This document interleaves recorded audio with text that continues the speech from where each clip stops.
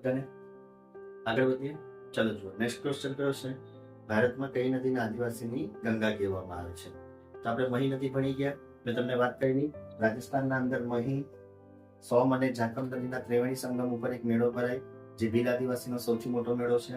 એટલા માટે મહી નદીને શું કહેવામાં આવે? ભારતમાં આદિવાસીની ગંગા. બરાબર. આ સિવાય ભારતમાં મેં તમને બીજી બે ગંગાની પણ વાત કરેલી.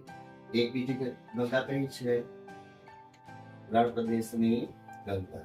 આ રણ પ્રદેશની ગંગા કોને કહેવામાં આવે? રાજસ્થાનની લુણી નદી. બરાબર. મેં તમને વાત કરેલી આપણે નદીવાળા ચેપ્ટરમાં કે લુણી નદી એ રાજસ્થાનમાં રણમાંથી સૌથી લાંબી પ્રવાહિત થઈ, એટલા માટે એને શું કહેવામાં આવે? રણ પ્રદેશની ગંગા. આ સિવાય બીજી પણ છે નદી છે ભારત, એને શું કહેવામાં આવે? ભારતમાં વૃદ્ધ ગંગા. ભારતની વૃદ્ધ ગંગા પણ કહેવામાં આવે. એ નદી કઈ છે?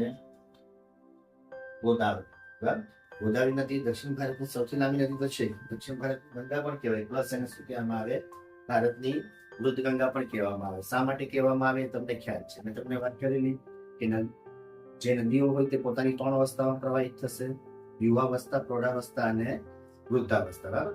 અને ગોદાવરી નદી પોતાની કઈ અવસ્થામાં પ્રવાહિત થાય? વૃદ્ધાવસ્થામાં પ્રવાહિત થાય. એટલા માટે ગોદાવરી નદીને શું કહેવામાં આવે? ભારતની વૃદ્ધ ગંગા કહેવામાં આવે. ઠીક છે.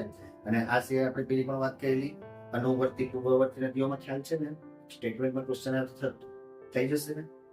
હા, ઠીક છે. અચ્છા, અનુવર્તી પૂર્વવર્તી મેં તમને વાત કરેલી. અનુવર્તી પૂર્વવર્તીમાં શું યાદ રાખવાનું છે? દેશ કોને માનીને ચાલવાનું? હિમાલયને માનીને ચાલવાનું. કે ભારતમાં હિમાલયની ઉત્પત્તિ પહેલા જે નદીઓ પ્રવાહિત થાય છે બધી નદીઓને શું કહેવામાં આવે? અનુવર્તી કહેવામાં આવે. અચ્છા, સોરી, પૂર્વવર્તી કહેવામાં આવે.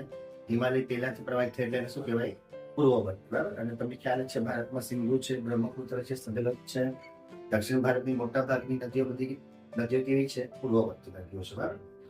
અને જ્યારે જે હિમાલય પછી ભારતમાં જે નદીઓ પ્રવાહિત થાય એને શું કહેવામાં આવે? અનુવર્તી. બરાબર. અને તમને ખ્યાલ છે હિમાલયની ઉત્પત્તિ પછી ભારતમાં કઈ નદી પ્રવાહિત થઈ? ગંગા છે, યમુના છે, બરાબર, કોસી નદી છે. આ બધી નદીઓ કેવી કહેવામાં આવશે? અનુવર્તી નદી. બરાબર છે. તો અનુવર્તી પૂર્વવર્તી વાળામાં સ્ટેટમેન્ટ વાળા ક્વેશ્ચન યાદ થઈ જશે ને બધાને? ઠીક છે. ઓકે, ચાલો આગળ વધીએ. ચલો નેક્સ્ટ ક્વેશ્ચન,